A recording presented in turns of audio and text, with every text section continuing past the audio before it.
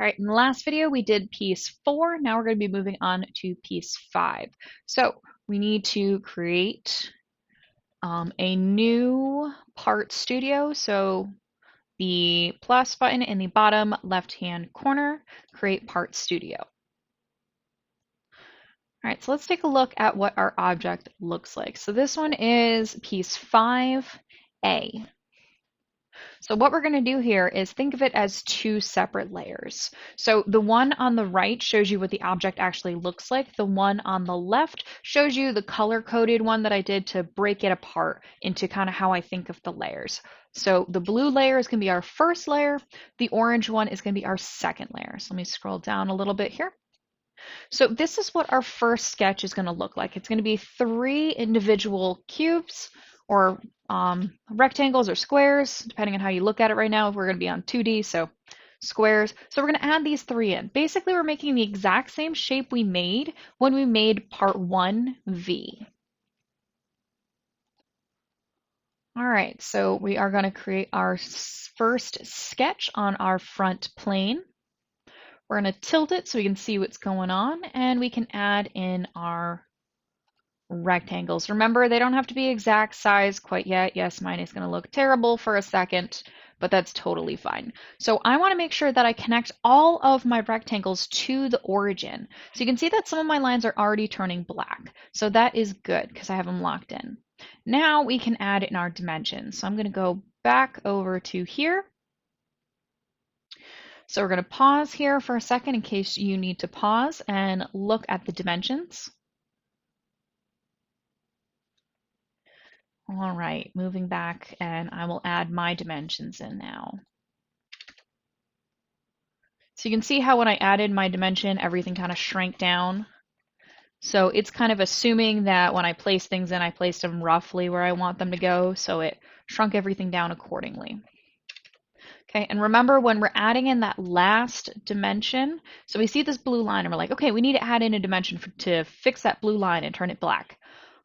Well, there's already a dimension across from it right there, and we're like, okay, that doesn't quite work out. So what we do is click on that line, click across from the line, and now you can see we have a dimension that's not 1 inch. So we need to add that one in, and we have the proper dimension.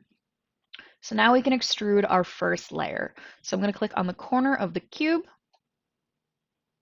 click extrude. All right, mine happened to select all 3 cubes without any issue. If yours does have an issue, what you can do is just click on each one of the cubes until they pop out and become, well, a cube. And then you will have your part. So now we can check our depth. So the depth is 1 inch. That's exactly what I want to see. So I can accept with the green check mark. So now we need to build our next layer. So going back to my little drawing here. Okay, so for our next layer, it's just going to be one single cube. So the trick to this one is we can actually add it in and link our dimensions to the first dimension. So the red little dots that I put there are where you're going to click to put in your rectangle. So now going back to Onshape. So what we're going to do to create that sketch is we're going to go to Sketch. We're going to click on the frontmost surface. So it's this one outlined in this like orangey yellowy color. So we're going to click on that. And then you can see Sketch 2 popped up. So now what we're going to do, just so it's nice and flat so we can see what we're working on, we're going to tilt it so we can see just the front view. All right, now we're going to use our corner rectangle tool. I like to click on the origin first for this one. And then I move over to the corner.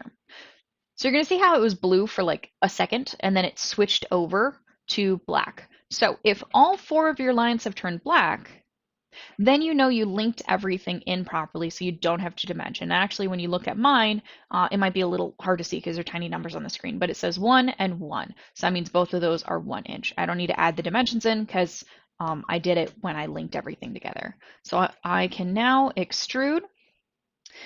Well, as you can see right here, you can tell that there's 2 different shades of like bluey gray, but it's still hard to see what's going on. So I'm going to tilt this. And now I can see that the part I made is the part that I actually want it to be. Let's see, my depth is 1 inch. So I can accept that and click on the green check mark. And now, just to make it not confusing, I got to rename this from Part Studio 1, let's see, to Piece 5A. All right, so that part is now complete.